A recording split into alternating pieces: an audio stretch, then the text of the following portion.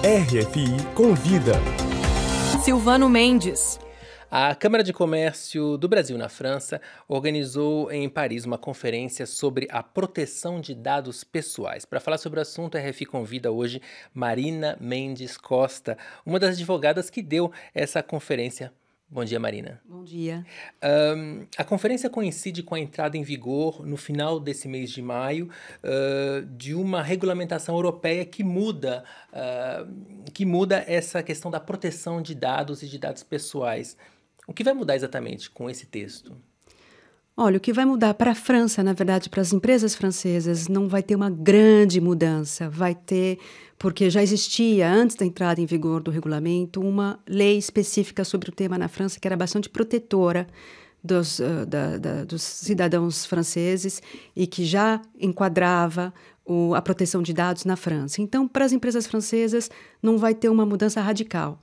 Vai ter uma mudança mais importante para as empresas, os outros países europeus, ou empresas instaladas em outros países europeus que não tinham uma proteção de dados vasta, precisa e estruturada. Uhum. Então, globalmente, o que vai mudar para as empresas, de maneira geral, na Europa, é a grande mudança, se eu posso dizer, é a princípio que a gente chama em inglês, mas eu não sei como poderia dizer em português, accountability, que é a necessidade das empresas agora preverem, se conformarem ao regulamento europeu e aportarem a prova de que elas se conformam ao regulamento europeu, que elas observam as disposições do regulamento europeu. Então, isso quer dizer o quê? Que as empresas agora têm que se documentar para serem capazes de demonstrar que elas respeitam o regulamento europeu sobre proteção de dados pessoais. E o que é coberto por essa regulamentação? Que tipo de dado é protegido e que tipo de dado não é protegido? Os dados protegidos são todos os dados pessoais, que são os dados que se referem a uma pessoa física, não uma pessoa jurídica, mas uma pessoa física, que seja essa pessoa identificada ou identificável. Então, todo tipo de dados, nome, sobrenome, endereço, uma foto, ou dados relativos à vida profissional da pessoa, dados relativos aos hábitos de consumo, por exemplo, de uma pessoa, também são dados pessoais. Então, é um conceito bastante genérico do que é dado pessoal. Dado pessoal é tudo que se refere a uma pessoa física que permita de identificar essa pessoa. E o que não é coberto por essa regulamentação? Todos os dados que você pode utilizar num contexto estritamente pessoal, particular. Por exemplo, o seu telefone, os dados que você tem no seu repertório de telefone, por exemplo, que você utiliza para fins pessoais e não para fins profissionais. Isso não é coberto pelo regulamento europeu, por exemplo. Entendo. E no caso de uma investigação, por exemplo, isso quebra, de uma certa maneira, essa proteção? A justiça tem o direito de fazer pesquisas sobre dados pessoais em um caso de uma investigação? Sim, é uma dos fatores, uma das razões, na verdade, além da possibilidade, o tratamento pessoal, todos os dados pessoais que fogem ao regulamento, também entra dentro dessa gama de tratamento, tudo que diz respeito a investigações criminais, detecção de infrações penais, tudo que diz respeito, por exemplo, à segurança nacional ou à política estrangeira são dados que não entram dentro do âmbito de aplicação do regulamento. Entendo. Você comentou que a França já tem um sistema de proteção bastante consolidado. A gente sabe, por exemplo, que o país raramente divulga estatísticas oficiais baseadas em critérios de origem étnica e racial.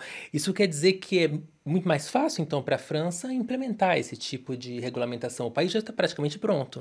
Sim e não, porque, sim, já existia uma lei muito bem estruturada e precisa sobre o tema.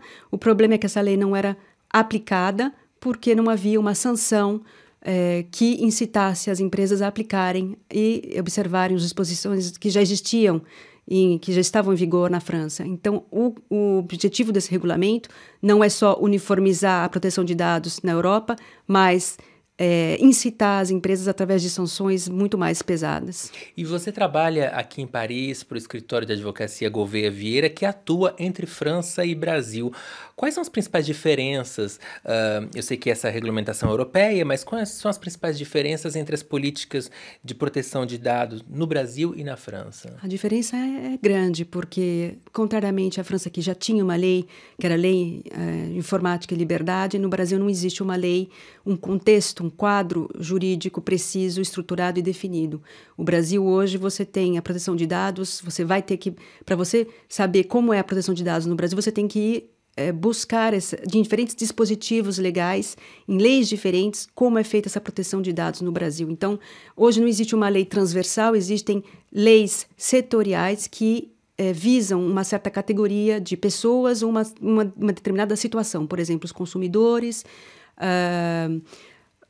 as pessoas que buscam crédito, por exemplo, porque existe uma lei específica para verificação de possibilidade de crédito. Então, existe uma categoria, ou os utilizadores de internet. Então, existem disposições dispersas na legislação que não tratam de maneira global, mas de maneira setorial o assunto.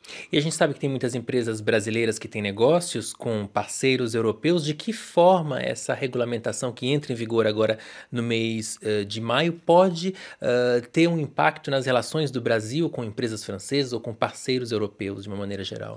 Tendo em vista que o Brasil não é reconhecido pela comunidade europeia como um país garantindo o mesmo nível de proteção que agora existe na Europa.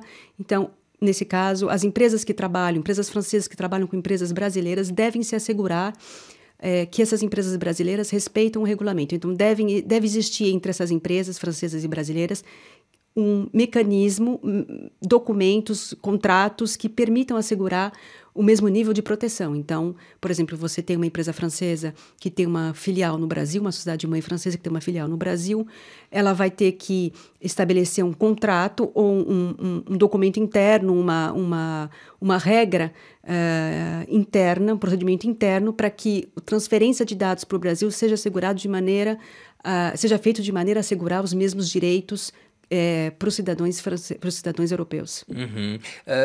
Então, as empresas vão ter que, de uma certa maneira, fazer com que, ou garantir que serão cumpridas as diferentes regras dessa regulamentação. Exato. Uma empresa brasileira que recebe dados de da empresa na França, que diz respeito a um consumidor europeu, por exemplo, também tem que garantir o mesmo nível de proteção, o mesmo nível de acesso às informações, os mesmos direitos e a mesma proteção que é assegurada pelo regulamento europeu. Uhum.